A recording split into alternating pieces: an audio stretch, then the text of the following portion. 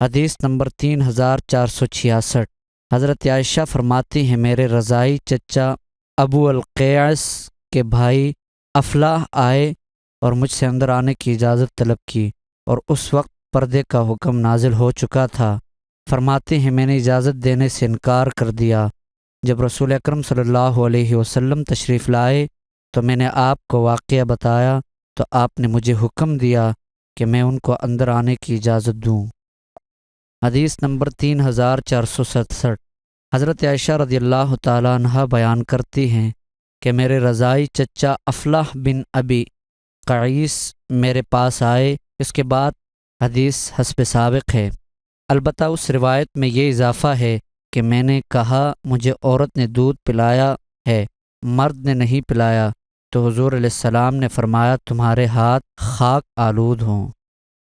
حدیث نمبر 3468۔ حضرت عائشہ رضی اللہ تعالیٰ عنہ بیان کرتی ہیں پردے کا حکم نازل ہونے کے بعد ابو القعیس کے بھائی افلاح ان کے پاس آئے اور اجازت طلب کی، اور ابو القعیس حضرت عائشہ رضی اللہ تعالیٰ عنہ کے رضائی باپ تھے۔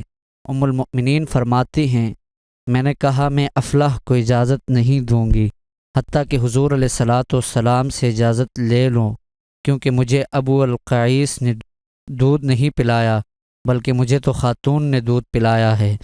ام المؤمنین فرماتے ہیں جب رسول اکرم صلی اللہ علیہ وسلم تشریف لائے تو میں نے عرض کیا یا رسول اللہ، ابو القیس کے بھائی افلاح نے میرے پاس آنے کی اجازت طلب کی ہے، لیکن میں نے آپ سے پوچھے بغیر ان کو اجازت دینا پسند نہ کیا۔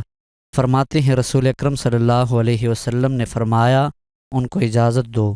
حضرت عروہ رضی اللہ تعالیٰ عنہ فرماتے تھے اسی وجہ سے حضرت عائشہ رضی اللہ تعالیٰ عنہ فرماتی تھی رضاعت سے ان رشتوں کو حرام سمجھو جن کو نسب سے حرام سمجھتے ہو۔